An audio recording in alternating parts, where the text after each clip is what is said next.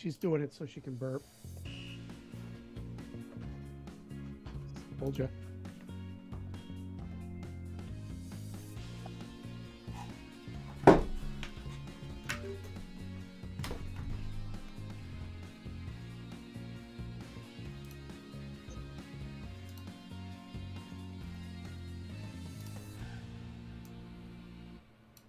Gotta drink that milk so I'm phlegmy.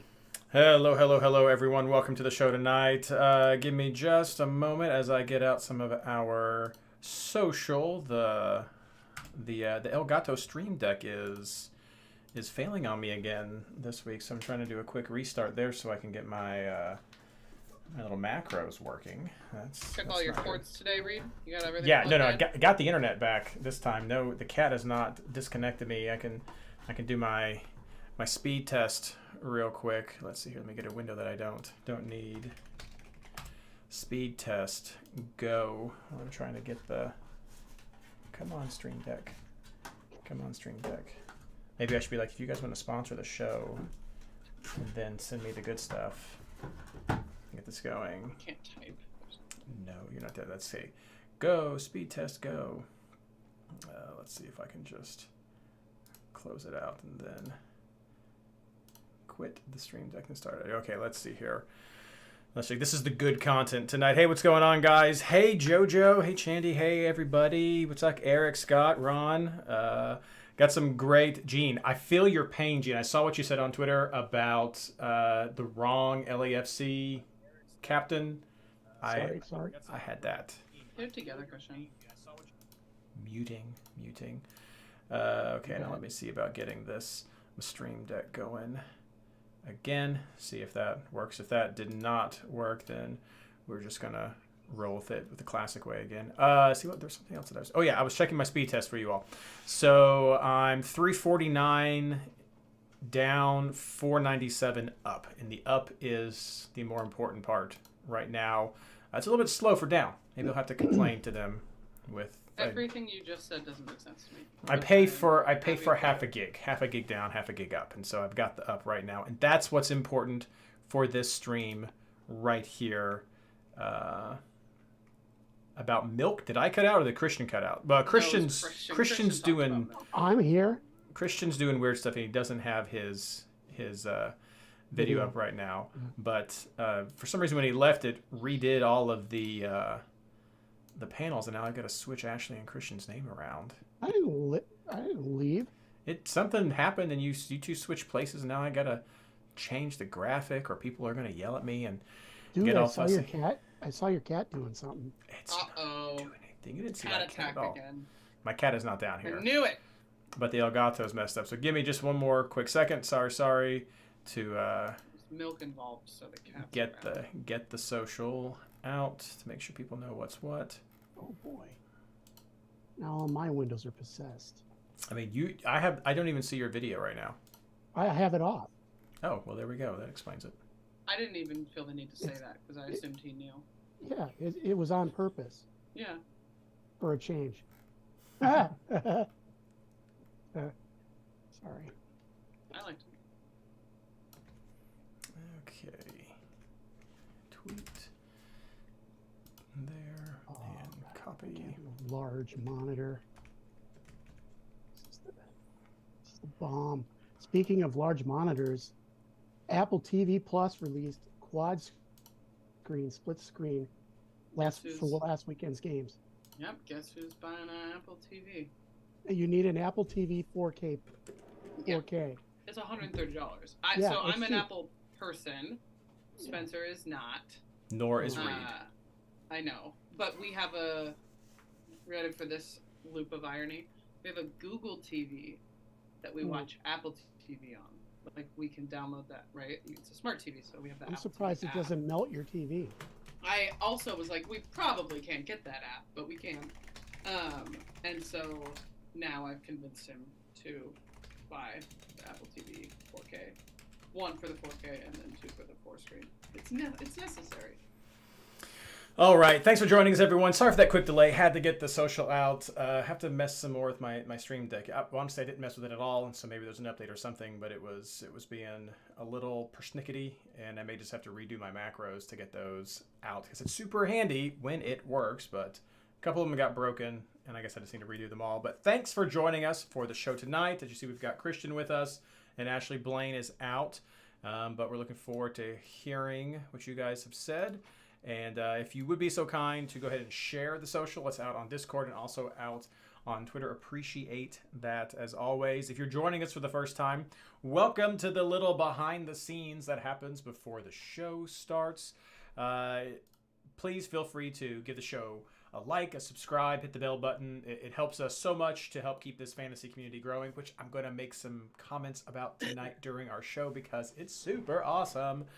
You guys are amazing, so we're really excited to have you all with us tonight and to talk about round 9. What is your typing speed? It sounds like 572 words per minute.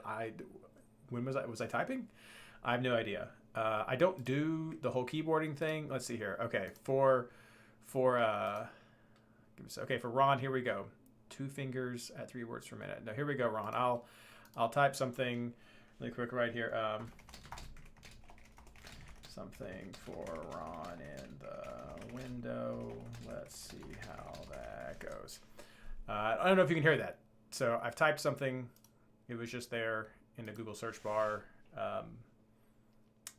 I was hoping you could not hear that because it's supposed to be this little quiet. I have this Razer keyboard now. I used to have a Logitech one, and the lights just started strobing, and the G software just stopped working. And now I have this Razer one that I get the light that I want, and it's supposed to be this laser mechanical, so it's not mechanical with the clicky that everyone didn't like, but it's supposed to have these laser lights that help. It's something, so it's supposed to be quiet. That was the point. But that was we fun. should see. You know, whirlwind. Didn't hear a thing. I do what I can for the people. But thanks for joining us tonight. Well, enough of the random asides. We'll jump right into the show and start talking the fantasy. Hey, don't forget to start recording. Oh. Ashley. Sorry, Ashley. That's my Recording one in job. progress. I've always wanted to say that. So So there you thank go. You got your chance. Good job. Thank you. Otherwise, it would be forever with the whole backup stuff that I use. That's And the one audio less might have been off. bucket list item. There you go. You win. You win the Fantasy Boss Trophy tonight. Sorry, one fewer. That's per true. can. Yeah. Here we go. Hello and welcome to episode 12 of the MLS Fantasy Insider, our review of round 8 and preview of round 9. This episode is brought to you by the newest product from Apple and MLS, iOutage. No, wait. Actually brought to you by the amazing MLS Fantasy Insider Patreon supporters. It's because of you that we're able to keep this project going. You can learn more about how to become a member of our Patreon community at patreon.com/MLSFI. And again, all this month, I've been making sure people know that be sure to join at the tier that you want to have your swag from, because I'm going to be downloading the report so that we can go ahead and get that started for the ordering of the new swag tiers, so I can send out everything in one big lot from last year and this year. I'm your host, Reid Connolly from MLSFantasyBoss.com, and tonight I'm joined by my partners in fantasy, Ashley Savage, and Blaine is on a break. His son had, I think, tubes in his ears, and so he needed much relief. So Ashley is with us tonight, and we'd also like to welcome our very special guest, Christian Ward from the MLS Fantasy Boss Discord admin team, and number 2 overall player in the fantasy game as of right now. Welcome. Thanks for jinxing it. I mean, we had to say it. We had to, of course. We have to talk about that. But as I previewed some behind the scenes before we started the show tonight, Christian is not the only person I want to plug tonight. For those of you who are new to the show, you know we always plug the fantasy Discord community and how great it is, just because of the friendliness and the interaction and willingness to share tips are just some of the big reasons. But here is some of the credibility or the credentials that go along with that. If you go to the overall league standings right now and just start scrolling through, Christian's number 2, Older Goaler, another one of our founders and main admins is number 1 overall. Sloppy Steaks, who we mentioned often in the Discord communities, is number 3. Donuts, one of our past fantasy expert championships, number 4. And the list just keeps going on down there. Pretty much almost everyone in the top 20 is a member of the MLS Fantasy Boss Discord community. There were maybe 3 names that we just didn't recognize immediately. So you may already also be members of the community too. We just don't know. Or you may be lurker members, which we love the lurkers as well, who are here just to learn and up their game. And if you keep going down, we have even more members as we keep going through the top 30, the top 40, even in the top 70. Is that right, Ashley, for Spencer? He's not in the community. He's just married to one. There we go. Discord. He doesn't Discord that guy. Can't count him. He is 67. Oh, we do talk about him, so he's in there. But yeah, adjacently a member, huh? But this is what it's about. I mean, the players in this game are active in our community. They're actively giving advice, and you may not be able to get the same teams or the same switcheroos or the same little nuances that they do, but they are there to help. And I get messages all the time about people who talk about how they've improved their score, they've hit their highest scores ever, and it's because they're part of this community. And these are some of the players that are there who are willing to help. So thanks so much for being members. Those of you who are doing well, I always love to hear about your success stories. And for those like Gene, who also interact on Twitter with some of the failures or just the hard parts of fantasy, the picking the wrong captain of the wrong forward on the same team, I'm there with you, and I get that as well, and I love to hear those. So thank you so much. And let's just jump right into talking about our expectations and reality from this past round 8. I'll start off really quick, which Blaine's not here, so I can't give him the St. Louis just opportunity to speak about St. Louis, since we enjoy giving it to him. But it falls to me this week because of playing against Cincinnati. And I think it's fair to say that with Acosta not being there, there were question marks about Cincinnati. So we didn't expect them to come out just amazing. On the road against a St. Louis team that's been doing very well. There were lots of questions about where would Barreal play, because he had played in that number 10 spot in the previous year. But I don't think anyone really expected that lineup that they threw out with Santos down there and with Brenner now with that offer as well with his absence. But no one expected that 5-1 beatdown from St. Louis. And you St. Louis fans can just go ahead and hold back, because you can't tell me you expected to just have this huge, massive beatdown on a team that had allowed 4 goals all season to allow 5 in one game. You might have expected to win, and that's fine, but not by that much. And to have an own goal off of Celentano, of a goal such a sad own goal too, off the back post, hitting his hand, that was just like, okay, that's just wrong. 2 great opportunities capitalized on offset plays, so those are definite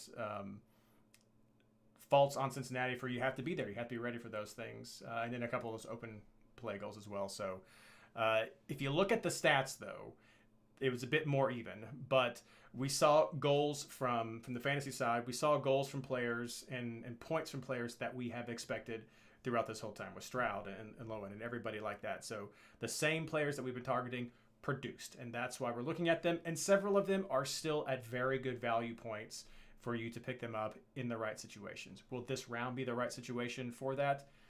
I don't know. The other fantasy side for Cincinnati, Nwobodo came back. That's always been a great boost for the defensive formation for Cincinnati. Acosta also very much missed. There's some question marks now with Cincinnati. What's going to happen with Acosta out and with Brenner out? So stay tuned for that. But that might not be an issue for this week for you to have to even consider. The ongoing conversation that Ashley and I tend to have is Barreal worth it? And when he was 10 million, potentially playing at 10, my answer was absolutely. If you're going to look at yourself with maybe 6 midfielders essentially at that point. As a defender at that much for me, I still don't think he's worth it. I'd rather go with someone else like Miazga or Mascara myself. So that's my fantasy takeaway for Cincinnati and St. Louis. And that's all that I'm going to talk about this week for that takeaway. So let's just move on over to Ashley. Yeah, let's go from beat down to beat down, shall we? Let's do it.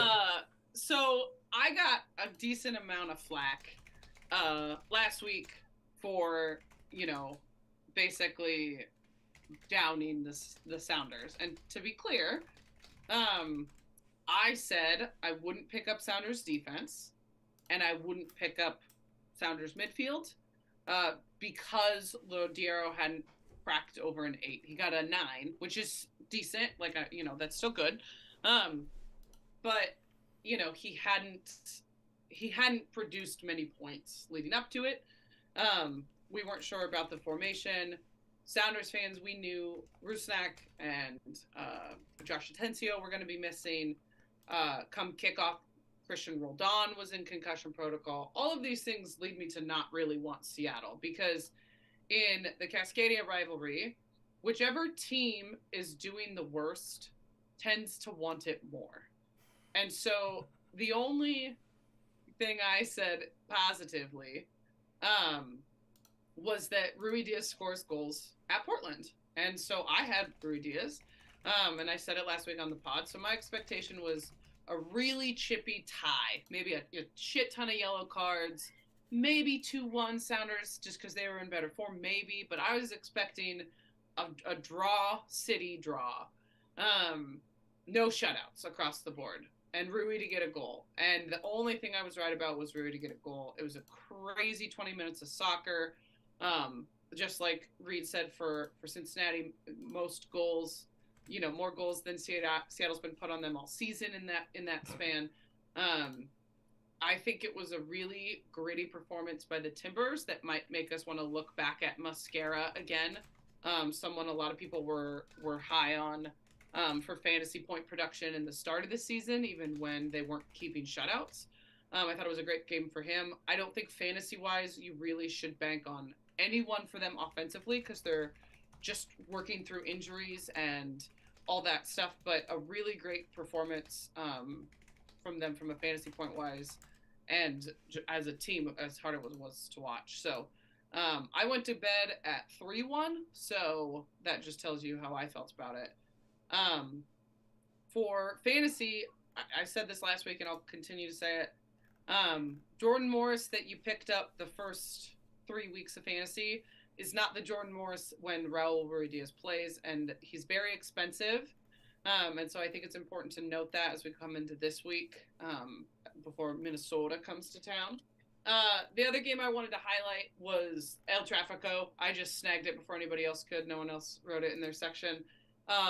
Just a beautiful game to watch from the neutral. Not if you went crazy like Reid and I did and captained Bouanga, and we never captained forwards, and we don't ever do it for a reason. And now I will remind us both that the next time we think we should. We did it for the content. We did it for the content. We did it for you guys. But just a really great from the neutral perspective to watch for fantasy too. Watching Chicharito get in there again, good for fantasy. Obviously, defensively, not great for anybody. My expectation was for LAFC to dominate and for Bouanga to get a goal or two. And the reality was LAFC dominated, but Vela got goals. And the Galaxy were able to pull 2 back, which was surprising for me. I think a lot of people were hoping for an LAFC shutout. But in rivalry games, it just always makes me nervous to bank on that. So, yeah, some interesting things definitely came up this week in fantasy for some of the bigger teams, bigger players. So a lot I wasn't expecting for sure.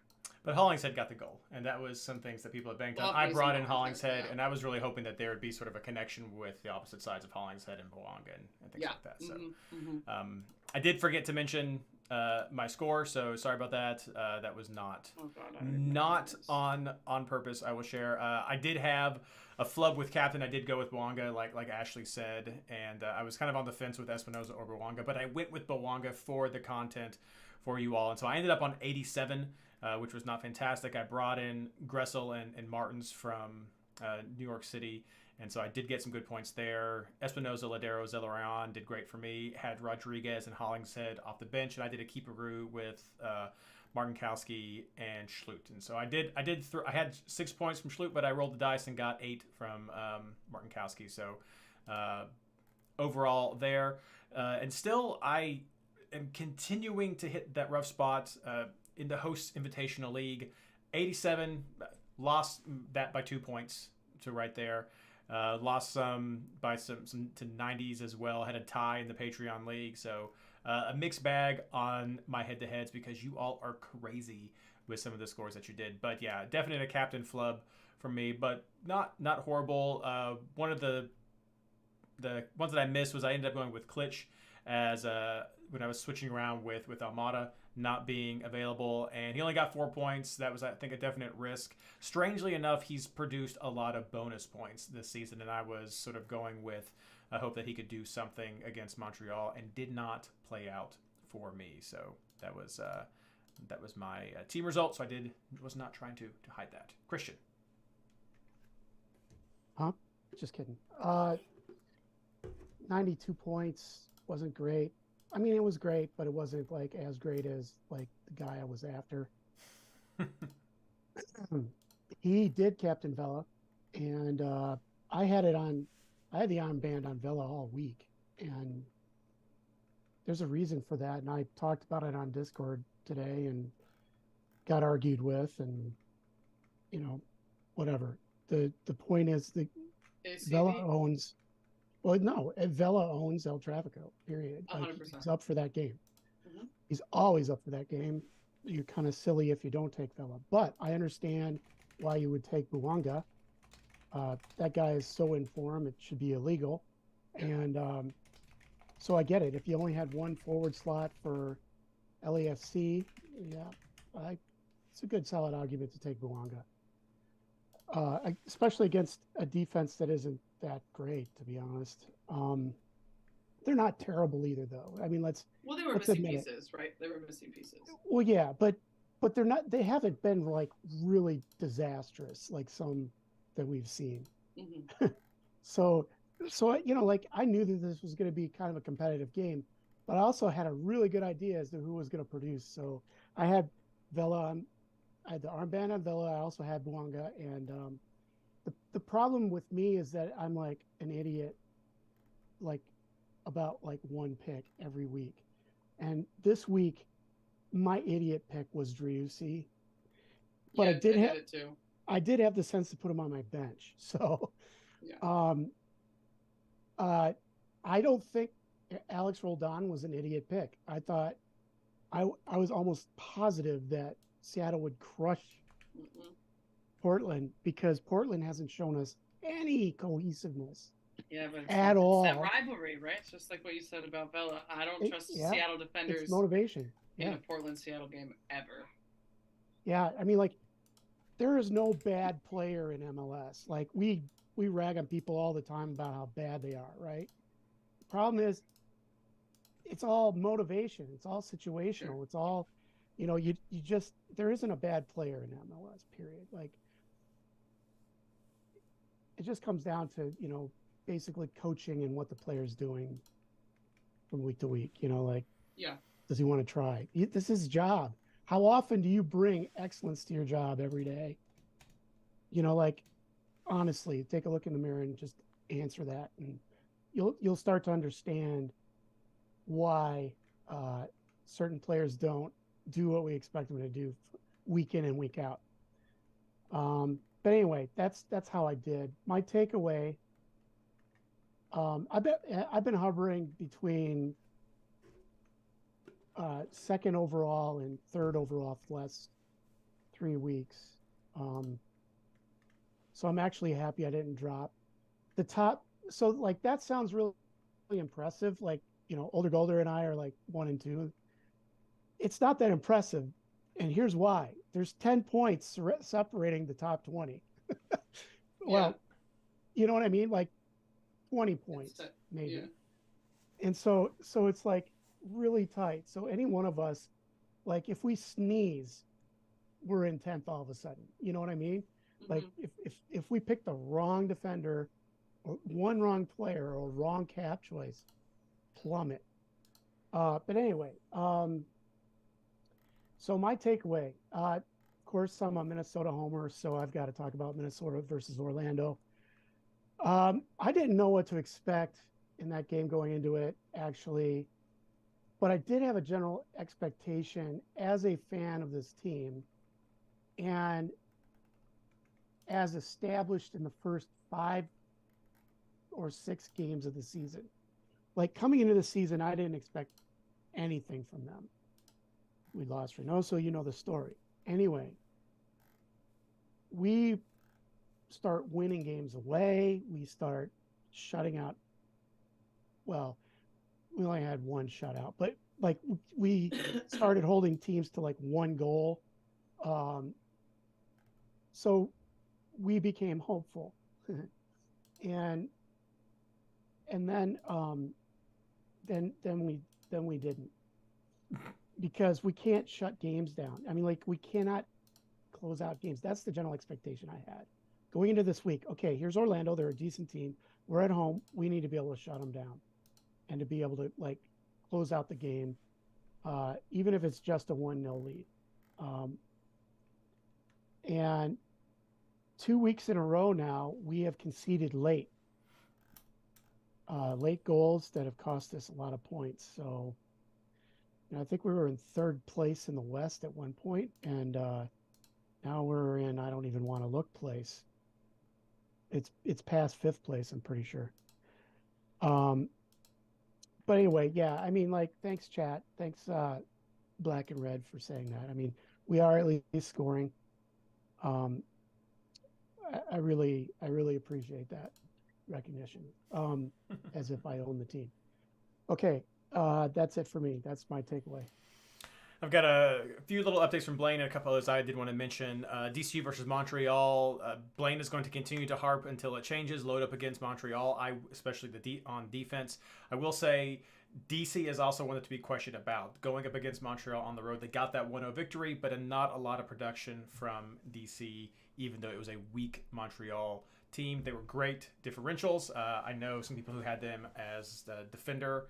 Differentials came out very well, but that's still, for me, expectation and reality. DCU and Montreal, still teams near the bottom that you can expect others to get results against.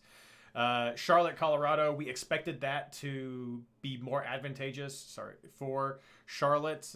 Not sure what was happening with Colorado since they have been struggling as well. And that was 2-2 draw. So it was a bit of what we expected. Don't know where the goals are going to come from Charlotte because they've been able to get so few, but still a few little struggles with Colorado. Some of their main defensive options are now back in the mix, so keep an eye on them. But of course, I have to mention this game because I'm obligated, I guess, to mention that Barrios got a goal for some reason. And yes, Christian, I did die a little inside, but I didn't have him, and I never will, and that's just how that works. But I think that's what we expected. That was a better matchup for Charlotte than we had seen. So a little bit more information from them, but still, I think they're a team to bet against. And Colorado is another one where you can still be gaining points against as well. Then finally, I'll call out Chicago versus Philly because that was another one that did not end how I expected. I thought Philly brought out a really strong team, and even though they were on the road against Chicago, I thought that they had some good opportunities there. I almost was trying to work in Gazdag, who got a goal, so some consistency there. But Chicago got 2. No, they get 3. No, there was an own goal. I think it was 2-2. Is that what it was? I already moved away from the screen. Anyway, Chicago got a couple of goals, and it's not sure who they're coming from still. A couple of midfielders that have not been consistent during the season. But that was goals against Philly, and we're wanting them to be solid. However, the important fantasy takeaway is they're outside of this CC Champions League window now. Let's call it CCL. That's us. They're out of this Champions League window, and they should be rested. And so, CCL. I don't know why I was thinking CCL. Like, no, that's us. That's the champion for fantasy. Like, no, it's still CCL.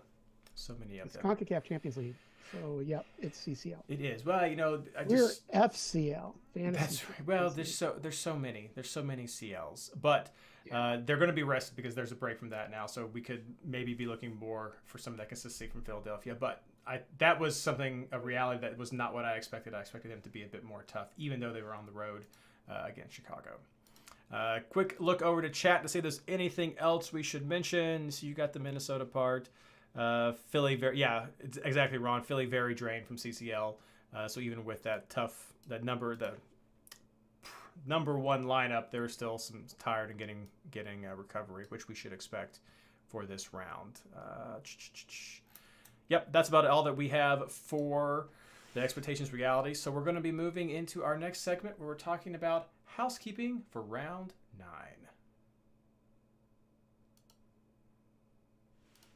I have the injury stuff. Nice. Let me do the social. Little rough there. Didn't have time to. My grandfather-in-law fell and dislocated his shoulder, and so I didn't have time to do some prep today. But is all good. We got through it. Thanks for helping out, chat. Okay, get that prepped. All right, the next social is out. Again, shares are always appreciated. Welcome to anyone who's joined us since we started. Oh, that's a good point, Gene. Talking about New York City beating Nashville. I wasn't super surprised because Nashville has been struggling. I was really hoping for the clean sheet, but we should point out, even if it's just the YouTube folks watching, that we can't always watch all the games, and so I never want to recap a game that I didn't actually get to watch the highlights of or see. So I only pick the ones I watched. That's fair. Yeah. I have Apple TV 4K, so I watched everything. Yeah, of course you did. 4 times as much, I bet. I did. All right, welcome back to our housekeeping for round 9. Didn't have time to get all of the league updates in, so we will be sure to touch on those in our next segment. Except, I guess we did get for the Veterans League. Thank you, Ashley, for doing your part. And Sombrero FC is winning based on points right there. Everybody else will give you a shout out next week, but thanks so much for the Fantasy Champions League or the Fantasy Pro Rel League that we have this year has been very popular, doing very well, very competitive. So it's awesome to see everybody. Hope you're having fun. I think we have a better system in place this year to make that more consistent next year because I have your emails. So please be sure to respond at the end whenever we get it sorted out. As for the actual round 9 information, everything starts on Saturday, April 22nd at 7:30 p.m. Eastern Standard Time. Again, just like the past several weeks, a bunch of games are starting at 7:30. We have the 7:30, 8:30, 9:30, 10:30 stagger again for Saturday. And then we have one game that starts on April 23rd at 4:30 p.m., which is Atlanta versus Chicago. So we do have, just like this past week, the opportunity for some switcheroos using that Sunday game if you don't want to work with just the 7:30, 10:30 games as well as some of your ideal ones. No teams on double. Vancouver is the only one, and they have no 4.0 scrub. So they're not going to be awesome options for your single game week team or for your scrub options to initiate those auto-roos or your switcheroos. Of the switcheroos, the easiest teams to target, since we have so many kicking off at 7:30, at 10:30 you'll have LA Galaxy in Austin and Seattle and Minnesota. Those will be very easy to work with those 7:30 teams. You could also work with some of the 9:30 teams, Colorado versus St. Louis, Real Salt Lake versus San Jose Earthquakes. Those will be a little tougher just because it's all in likelihood because of stoppage time and late kickoffs. You're not going to get to see the ends of the 7:30 games before you are looking at those 9:30 games. But if you're happy with it, you can go with there. And don't forget, you're going to have that Atlanta-Chicago game at the end if you do want to have the pure switcheroo or the auto-roo to really see what happens for any of the games that are on Saturday. But those are the options right there. To note, we do have Canadian Championship going on this week, which we don't talk about very often. And we also have a FIFA friendly going on this week that's impacting some of the players. So Montreal is the only team from Canada that is playing this week during the Canadian Championship, and that they are playing on Tuesday. So tomorrow, if you're listening tonight, and Tuesday, depending on when I get the podcast edited and published, they may have already played. Not that is impacting who we're going to pick from Montreal, but it could be another reason for the target Montreal this week, depending on the lineup that they roll out. And then, of course, the United States is playing Mexico in a friendly, and we'll talk more about that coming up in our suspension injury mega reference section, which I believe this week Ashley has the update for us. I sure do. Love taking this on from Blaine because I love names. You guys know that about me. So a couple returns. Chicharito, full 90, played in El Trafico, scored some points. He's not on my team next week, but, he's making a comeback. Oh, gosh, Tyler, thank you. Is he going to spell it out for me? Matthias Bagouche made his first appearance for LAFC. He's the Leeds guy. And then Shaqiri, I got that one, returned as a sub, so that's something to pay attention to for Chicago. Red cards and suspension. Van Zier, obviously, out. I don't even want to talk about that. Hopefully forever. Castellanos SKC, red card, Dogzo, rookie mistake. Barrero for New England, red card. Pellegrini, NYCFC, out on yellow card accumulation. A couple of injuries to some fantasy relevant players for sure. Christian Roldan entered concussion protocol late in the week for not identifying his head injury earlier. I told Spencer I remember watching it happen during the game. Like, I know exactly when it was.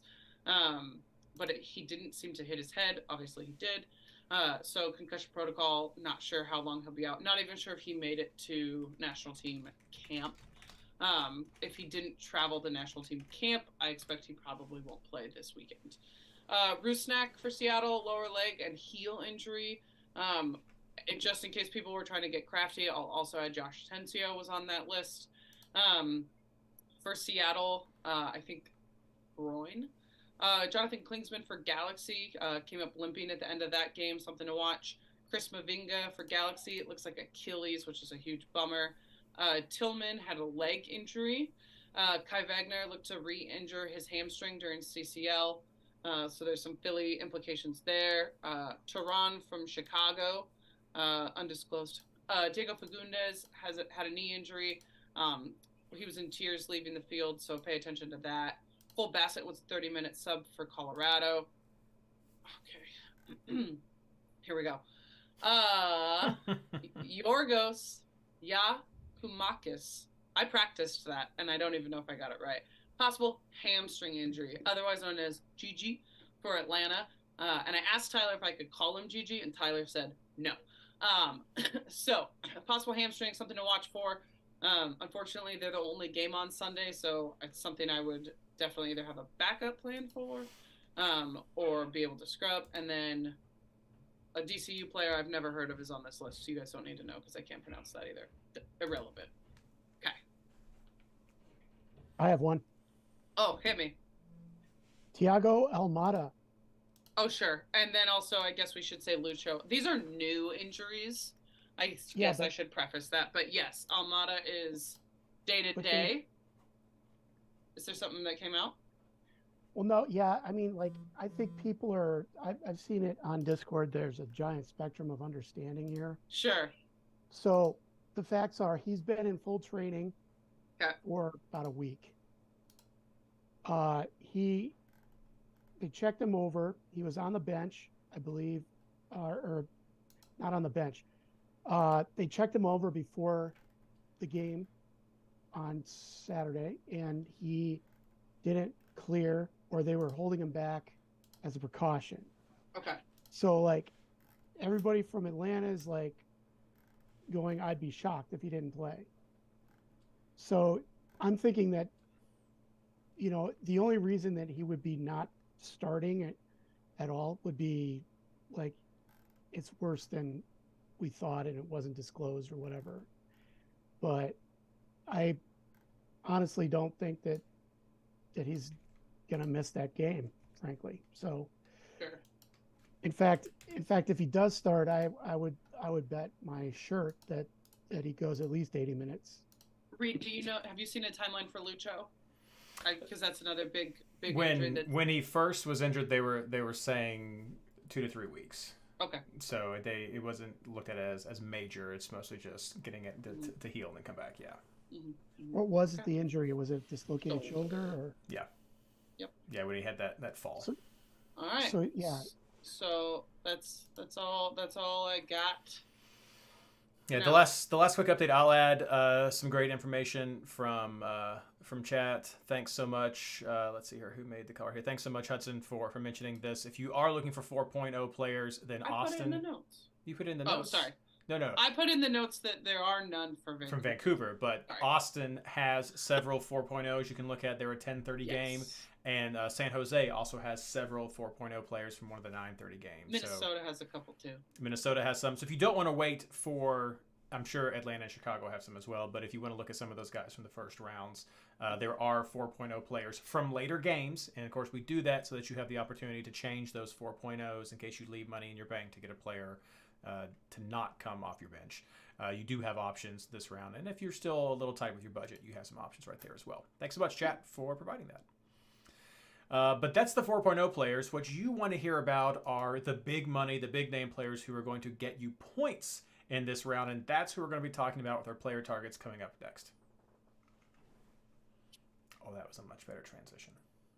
You want to mention what Tyler just said about USOC, or did you already do that? He put that in his injuries too, and I forgot to say it. I'm sorry. You can kick it off at the beginning of the next segment if you want. I do start first. Should I say it? Yeah. So yeah. Should have said it in the first place. Sorry. Yeah, we'll get it taken care of. Oh, social. This manual social thing. It's like a couple of years ago. It's past tense, right? I know. Tweet. There we go. All right. All right, welcome back. We are going to be talking about our player targets for round 9, starting with keepers and defenders. But first, a quick little update, Ashley. Yeah, I forgot to mention in the injuries and suspensions that USFC starts next week. So we could see some rotation on the weekend for teams that are playing heavily in that, if that makes sense, going for it. We see a mix, right? Some MLS teams put out all their academy kids. Some MLS teams go ham. So just something to pay attention to when watching lineups this weekend. All right. Go ahead. I was going to say, thanks for that. Let's talk keepers defenders. Okay, let's do it. I've looked at a couple choices for keepers. We talked about this last week, and I know it was kind of talked on a little further too. The way that these timings have set up don't really help, especially with a keeper-roo. This week, I like some of the options a little better. Currently, I'm going Petrovic to Fry. I think in Christian's notes, he'll blast me for this, maybe I'm wrong, but I'm also noting Westberg as a cheap keeper if needed, the Atlanta keeper who is playing in place of injured, I should say, Brad Guzan. Why would I blast you for that? I thought someone's notes said not to, but I might be misremembering. Maybe it was Blake's. I literally have him. You have it too? Okay. He's 4.8, right? So, he'll get a price rise just for playing, most likely, unless they get, murdered.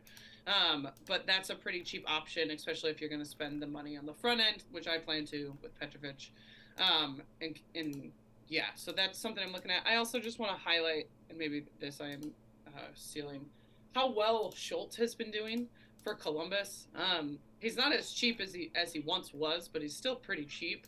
And he's just price rising and bonus pointing like crazy. I think he got a 6. I put him on my bench and ended up keeping his points.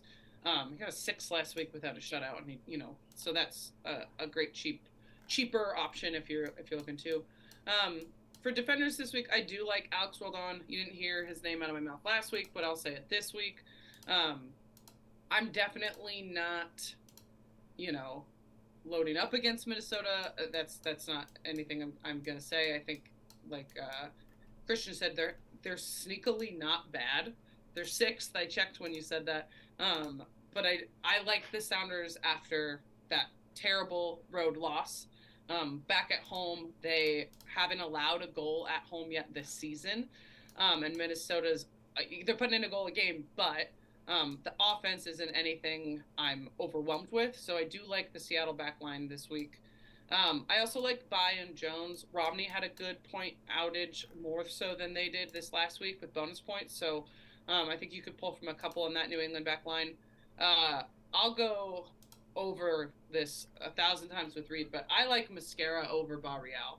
I was interested to see how much Barreal moved into that 10 spot with Lucho out, and the answer was he didn't.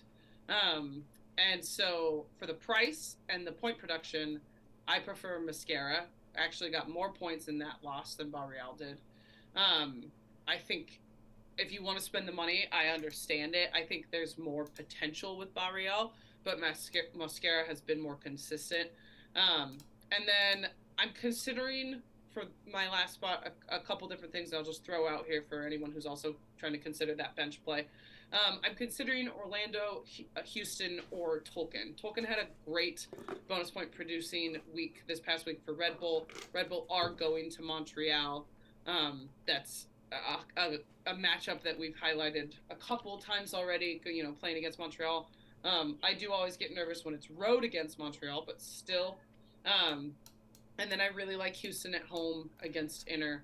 I think that could be a good matchup. And then Orlando is playing, correct me if I'm wrong, I just want to double sure. Yes, DC, and Orlando is the home team there. So definitely, a couple different defenses to consider for that last spot. But I think either of the three could be decent. I'll go into Blaine since he usually runs after me. Blaine's looking at Coronel to Fry. Coronel is cheap, and then he adds a little line, which Reid and I will contest, which is SKC is due, which is not a fantasy stat. But I do agree that SKC is getting their actual starting front line game after game here. Eventually, they have to score. We've watched all those guys score many, many, many times. Johnny Russell, Polito, Shallowy. So I do think it'll happen at one point. He also likes buying Jones. He's picking up Lennon. He also likes Token. And then he's considering A. Reyes or Christian or Alex Roldan if he decides not to double up on Red Bull. You guys know how I feel about doubling, but that's what Blaine is looking at this week. And I will also mention that New England is tied for second in the league in most shots allowed against. So this could be a time for something to happen against them. So we'll just mention that quick little stat there. Christian. Oh, you silly people. What? For that last stat. Oh. That's only going to result in a lot of bonus points for, Romney. Sure. Maybe not Farrell, but it will for Romney, which is why I have him on my team. Yeah, right. I think Romney is the best New England defender to pick this week for that very reason.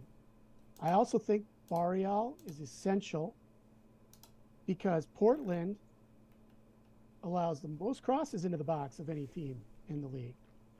Fair. And guess who's going to be taking those? It's going to be Barreal. And you might want to pick up cheap Arias too, the other fullback. Yeah. Anyway, I kind of skipped around a little bit. I'd like to bring a motion to the committee to add the term keeper poo to the fantasy lexicon, because there's a lot of choices and none of them are particularly odorless this week. Take that to chat. What do you all think? Is that worth adding? So I say that because you either have really cheap iffy ones this week, or you have, you have to lay out $9.6 million for Petrovic, which is absolutely not worth it in my opinion. I think it's a waste of well, actually, I'm not struggling with money anymore. You're not as silly as I thought before, because all of those balls into the box means Petrovic might get a bunch of bonus points with clearances and recovery. I also think it depends on where you're at right now. I'm not trying to hijack your point by any means, but I know you're about to flex. I know. No.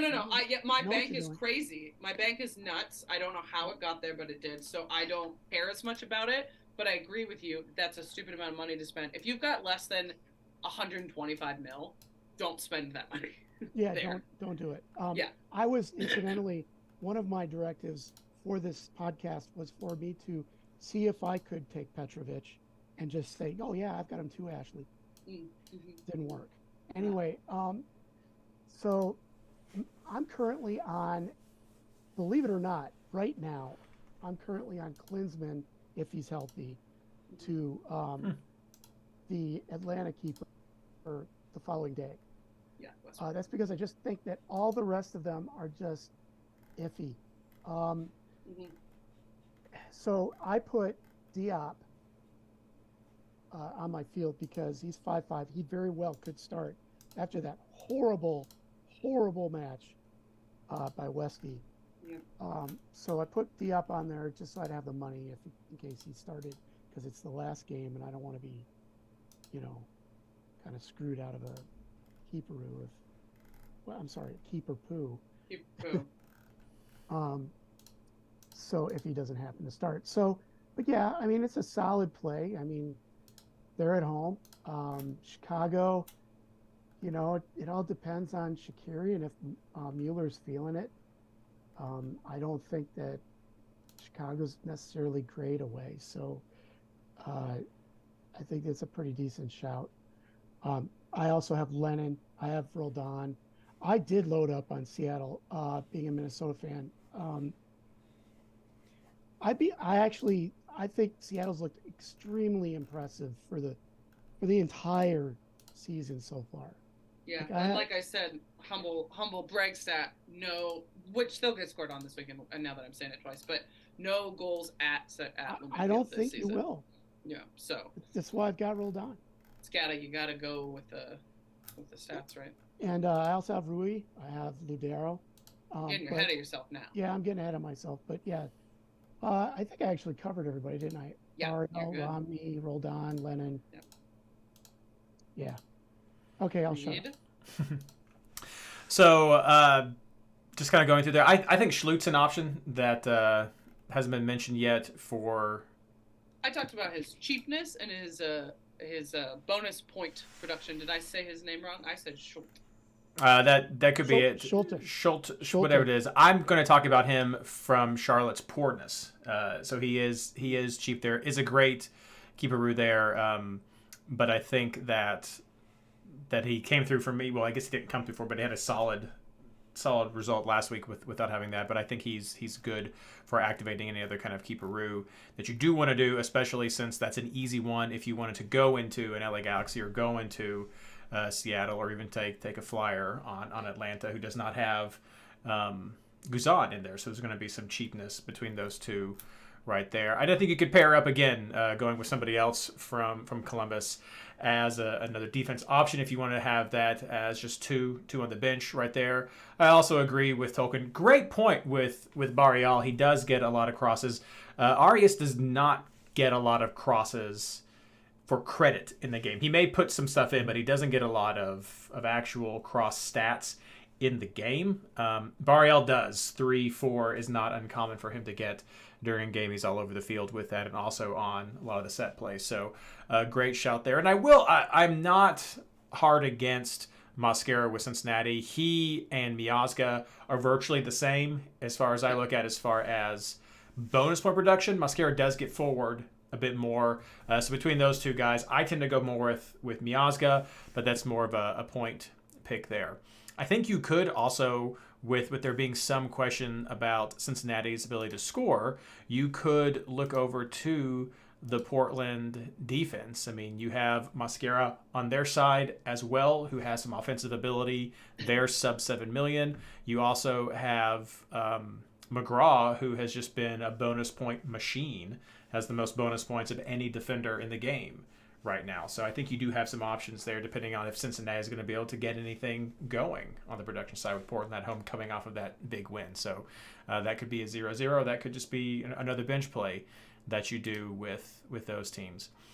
Go ahead. Can I point something out? Black and Red, one of our regulars, he says he's going with the NYC goalkeeper defense correlation on the bench.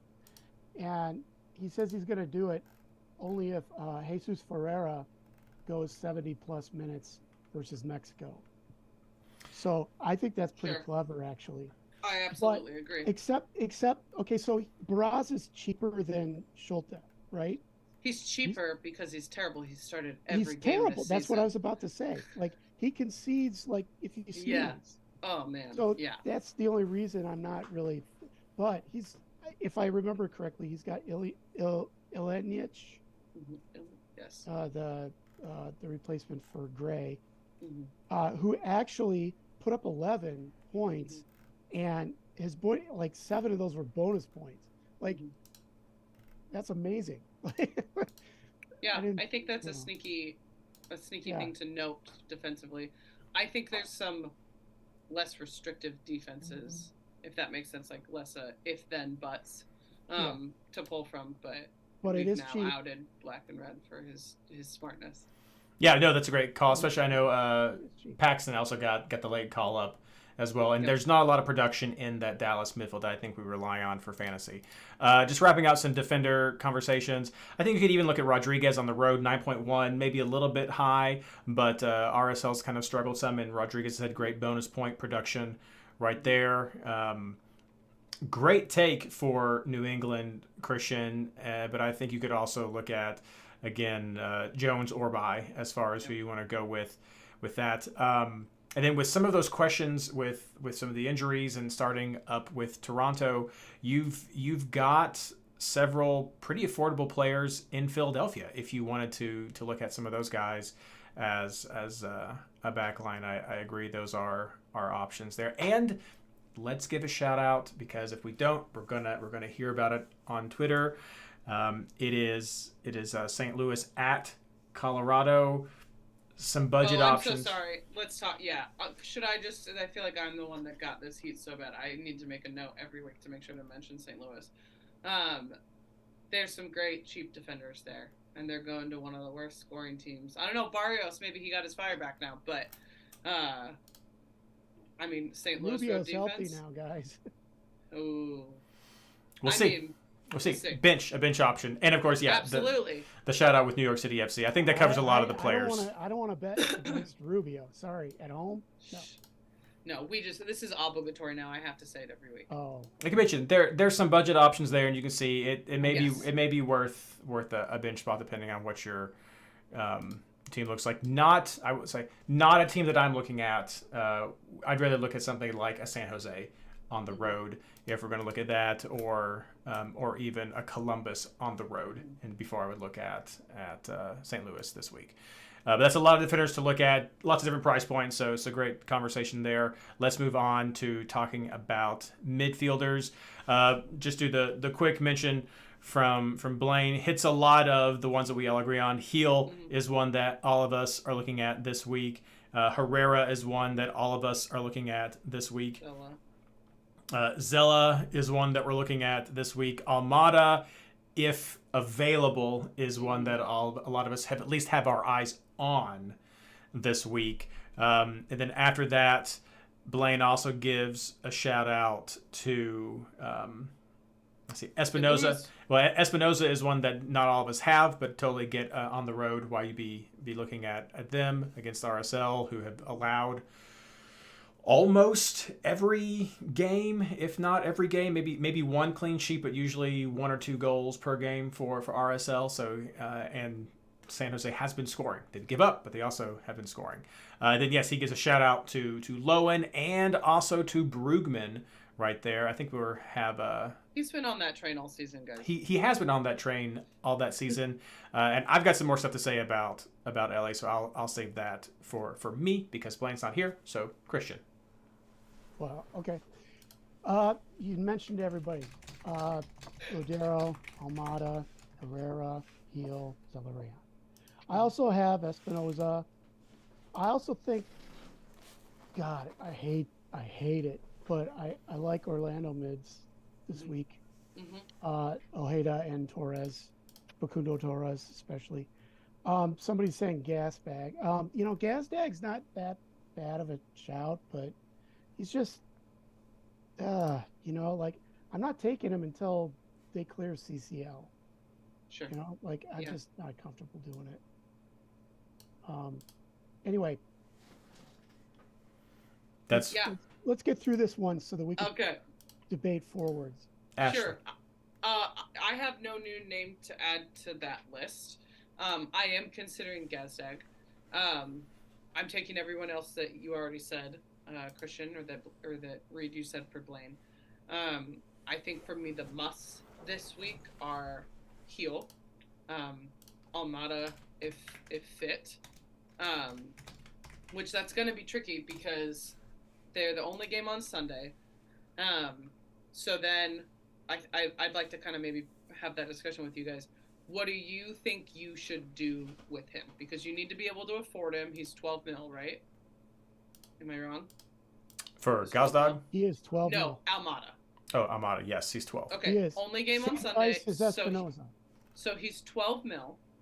So if we don't know going into the Saturday games whether or not Almada is healthy, what do you do with him in your fantasy lineup? Do you put him on the bench so that it's just a spot, but then maybe his points don't come in depending on how you've scrubbed? So do you start Almada, and then if he's not playing, you turn him into somebody else?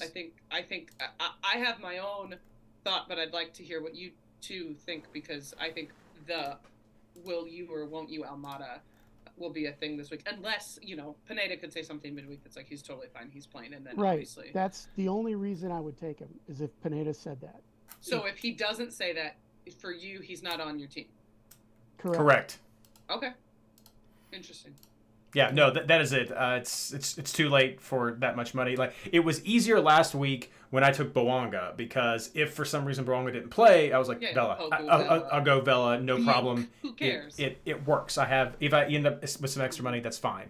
I don't feel that way. I mean, there's not another person on Atlanta I'm going to just pivot to. I'm going to be like, damn. Yeah, And so I don't love Shaqiri. Sorry. Correct. Yeah. No. Nope. Don't do that. I will say. Although there are some, like if let's just say you're using Westberg as your fallback keeper, and let's say you have to use him. If you don't have Lennon already, you could scrub that mid spot, and that's fair. Yeah. If you leave that open. Giacomakis decides that he's fit, you could scrub that mid spot and buy Giacomakis instead of scrubbing that forward you were planning on doing.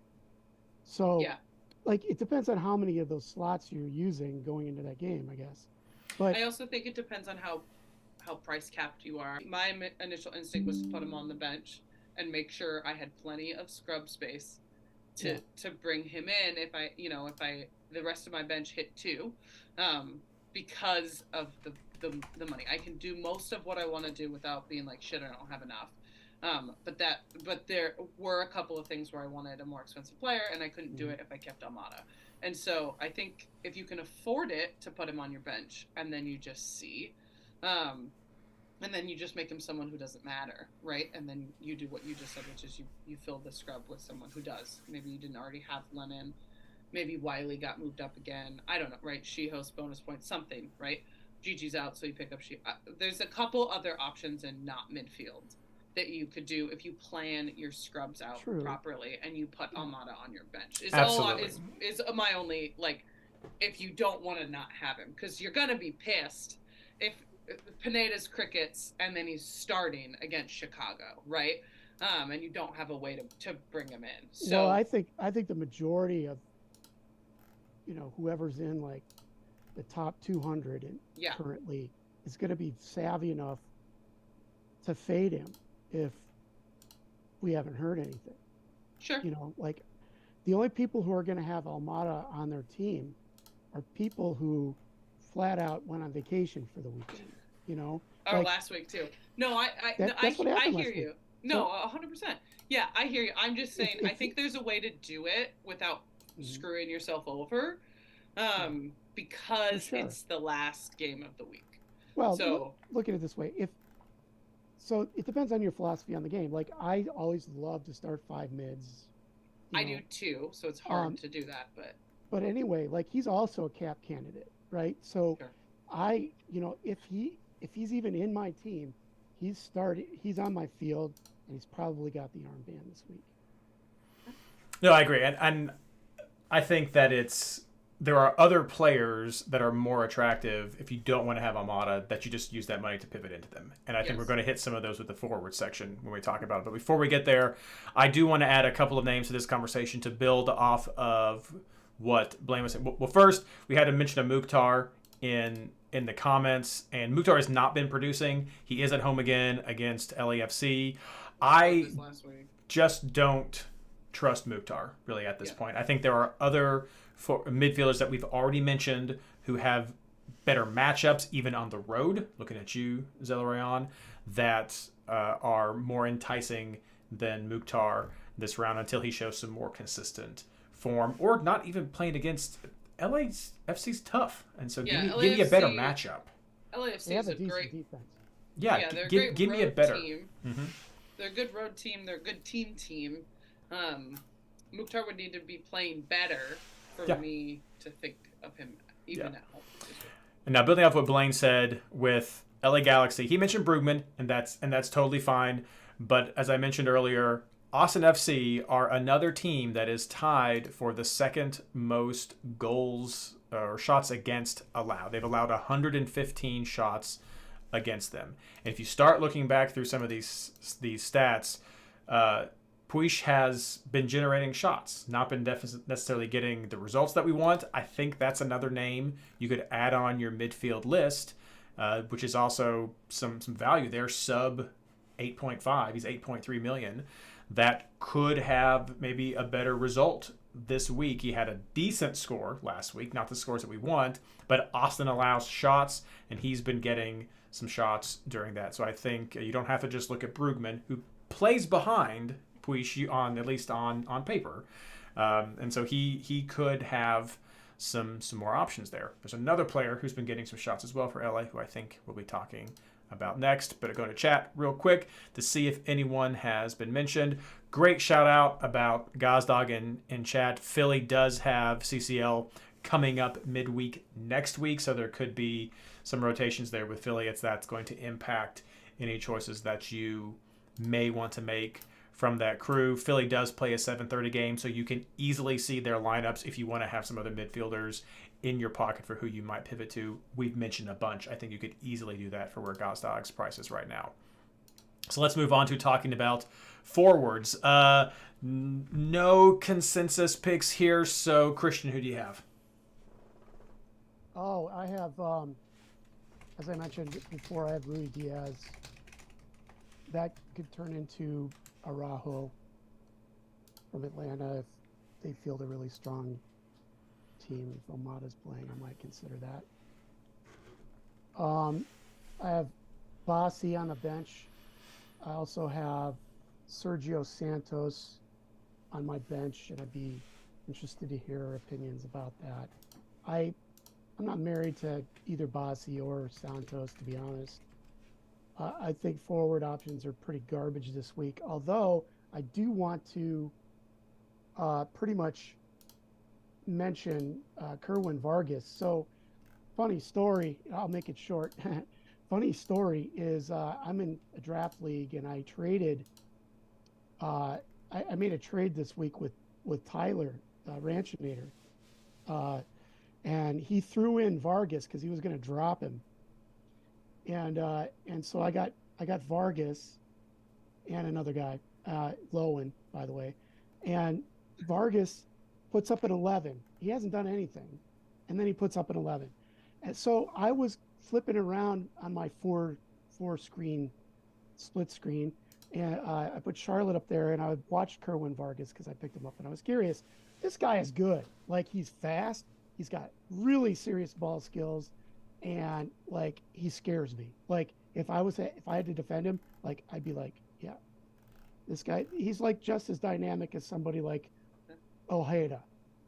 Okay, like, he's just as dynamic. So I'm thinking that Vargas is a goal threat. Like, yeah, I mean, like, why wouldn't he be? Like, so let's not like count Charlotte out from scoring, and that's why I don't have Schultz on my bench right now. Otherwise, I would. So I think Vargas is pretty good for one. So anyway, No. He's cheap too, cheap for a striker. So. Ashley, super cheap. Yeah, I also like Rui Diaz this week. He's 2 games in a row, so I think I anticipate he'll start. I will point out he's angry. I don't know if that's good for him or not. Last time we saw him angry was when he first started getting dropped from Peru's national team and played real angry. It went well for the Sounders, but now he's mad at the Sounders. So it's just something to pay attention to. I also like Bossy this week. I've been riding that Bossy train since he was like cheap. Just as my bench striker. I've never started him. But with Herrera back this week and the matchup that they have, I like him as like an actual pick now. I still don't know if I'll start him. But he's kind of been the cheap striker I threw on my bench to try to make space and make money. But he's becoming kind of a good pick and a good matchup. So, and then for my third striker spot, I am going back and forth between Klaus and Gigi. And here's my obligatory St. Louis legitimate shout out. Klaus is producing points. I know they're on the road, but he's done well on the road. And they're going to a kind of shitty team. I think Colorado is pretty bad. They already went to altitude once this year and still won pretty handily at RSL. So he's expensive, so you're going to want to pay for it. I think I'd rather have Gigi if I know he's good to play. But Klaus is a pick I'm definitely considering. I also I prefer not to scrub my striker. I prefer to have a striker I don't really care about on my bench. But that's been Bossy most of the season. So I don't know what I'll do. Maybe I'll just keep him on my bench continuously. Blaine also likes GG this week if healthy, and then he has Bossy on his team. And then he wrote some guy named Scrub. I'm not sure who they're playing and why you wouldn't waste it on a defender, but that's who Blaine likes this week. I think that's fair. So, Christian, you had mentioned Santos at the beginning, and I think Santos is great. He is not one who usually plays the full minutes. It's likely he's probably going to be getting some of that more starting time with Brenner not being available. He did get a goal last week. Tends to be more of that super sub type player, so I'm just not sure about the consistency that we're going to see from him. But he's super cheap, and so if you're just needing a cheap bench player, Portland has been a leaky team, so I think that could be a nice little stealth pick. I just want to see what the lineup is. Maybe Cincinnati does switch. Like, I was honestly just so confused about why we ran with that lineup and didn't try to put Barrial into more of a playmaking role, since he even drifts that way during games. Might happen this week. So it could. And if Sergio Santos starts up top with Vasquez, I mean, that could make him much more potent if Barrial's back there. So it could be an interesting setup indeed, but I'd like to see that lineup. Well, Santos was technically at the 10 position. No, he was. He was back there, and he got a goal from that, but he only played 77 minutes, and so that's because the goal was like straight on, and he could right. Concentrate. That's right. Focus on it. The other name that you guys have talked about a lot of people. I think Carranza is another name you could put up there, depending on how you like Philly. Again, talking about some of that production. Abobasi is another name I think we can mention. Again, going up against RSL, who has been allowing goals. Rui Diaz is one that I have on my list as well. I like that matchup. But I also want to mention Chicharito. Talked about some of that talking about some of Austin allowing shots. And Chicharito came back for his first 90 in this game, and he got 4 shots against LAFC. Austin allows shots much more than LAFC, which is the second to the bottom, the second best team at not allowing shots. They've only allowed 69 shots, and New York Red Bulls have allowed 54. Those are the only 2 teams right there at the bottom. After LAFC is New York City FC, who have only allowed 78. So LA Galaxy is 5th in shots, total shots taken as a team. And Chicharito got 4 last week. So I think you have a pretty decent argument for kind of going with that. He got an assist. He is back playing full 90. Austin is not good. And if he's going to keep that production, it could actually turn out to some pretty solid fantasy points right there. And at 8.1 million, that's also a pretty good value for what you could expect for a return right there. Otherwise, I think you guys have nailed a lot of the ones that people are looking at. We're going to go over to Ron mentions Vasquez for Cincy. I think any of the Cincy forwards are just kind of a crapshoot right now. Vasquez really hasn't found his form, and without Acosta, I think there's just some general questions about what that production's going to be. So I think if you're going with a Cincy forward, it has to be a bench at best. But I think Bossy's probably the best bench option, as you guys have already talked about, his just consistency. And we saw no goals this week while Herrera was out. With Herrera coming back, that's likely going to be impacting Bossy in a very positive way. Let's see here, a quick other. Yep. Duncan McGuire. Go ahead. If McGuire starts, Duncan McGuire for Orlando, if he starts, because it seems like they've been rotating who's starting. It's your turn, so you get to start. If Duncan McGuire starts, I mean, he came on and got a late goal against us last week. So I've always liked him. He's been scoring. He's like their best forward, really. If he starts, he's going straight on my bench, probably in place of Santos, to be honest. Very fair. Runs I also like, by the way. Let's move on and start talking about captains. Ashley is not at the screen right now. So, Christian, who do you like? Oh, God. I have Almada. That's assuming he starts. And I can confidently put him in there. Otherwise, it's Carlos Heel.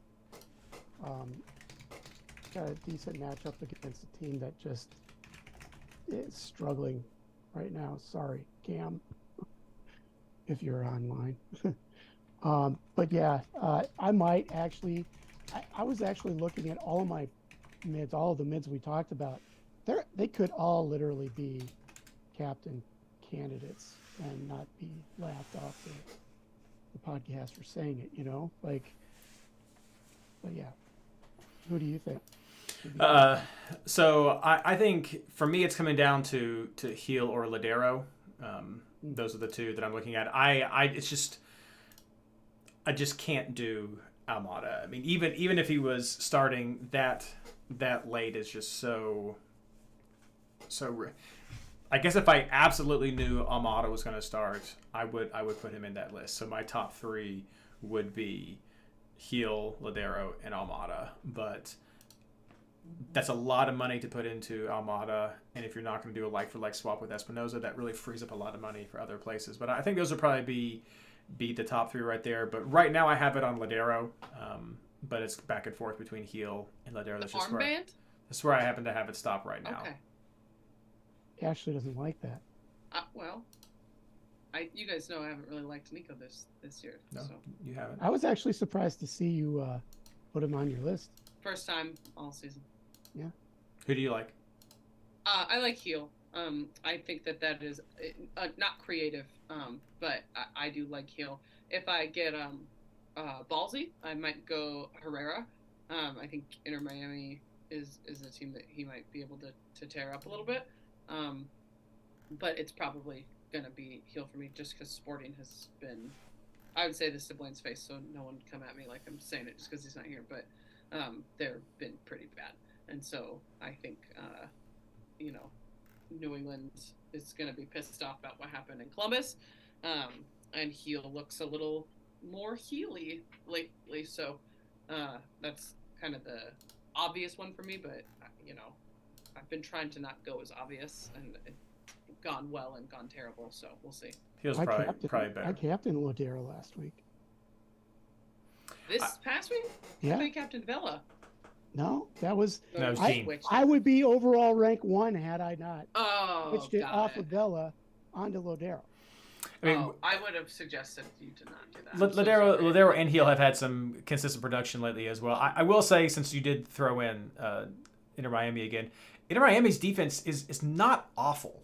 I mean, and they're on the road at Houston, which Bossy has been Bossy and Herrera, the huge production there, and they're both back. But Inter Miami is not the awful team from previous years. Their defense is Sure. not horrible. Right. So I'm not sure if Houston would be my ideal captain this week, just because I respect the Inter Miami defense. I mean, it's gonna be Heel, but if I want to go crazy, Sure. I actually expect Miami to score. There you go. Let's see here.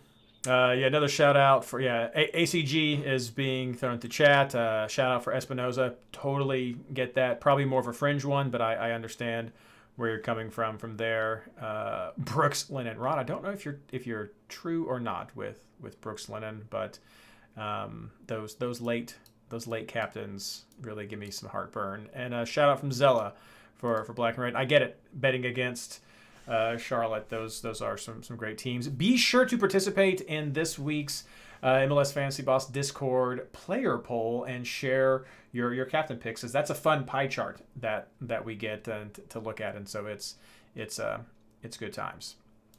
That's all that we have for the show tonight. Thank you so much, everyone, for joining us to talk about the players and strategies going into round 9. Ashley has had to leave, and so I'm sure something's come up with the family, so she is off dealing with that. So Christian, let's do plugs.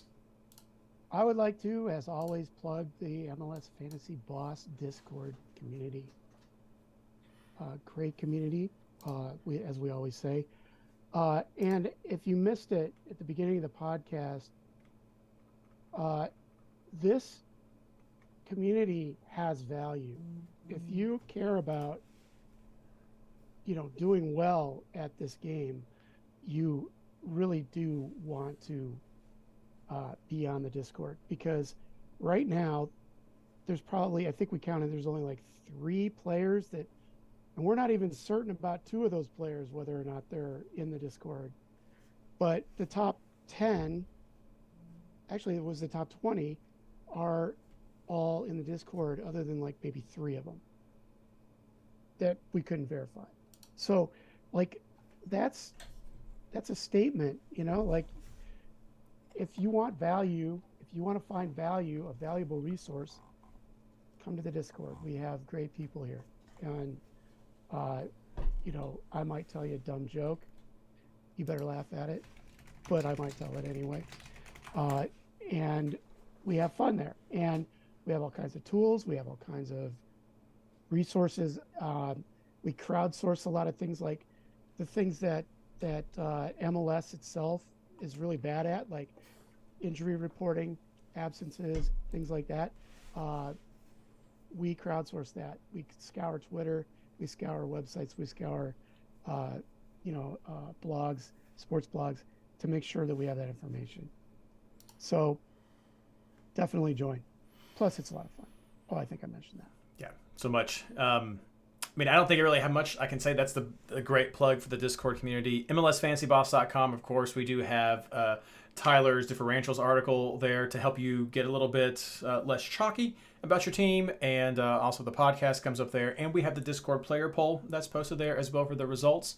I'll see if I can bring back some of the other little random stat articles that I had up there in the past. Some of that is just time constraints for me, frankly, and just kind of waiting for there to be enough games under the belt to have some newer information to put up that's not as reliant on the previous season. But yeah, Discord at MLSFantasyBoss.com. The Reddit is kind of active. I know people wanted it this year, and so I've been posting a few things there, but not as consistently. But if you like Reddit, it's there. You can access all of our information over at Reddit as well. And of course, the Patreon community, patreon.com/MLSFI. Be sure to select your rank or your tier so we get the swag worked up, and you can be able to get those cool tiers, like the ones who last month joined us as guests. That's part of being one of our top Patreon supporters, and so it's a great community.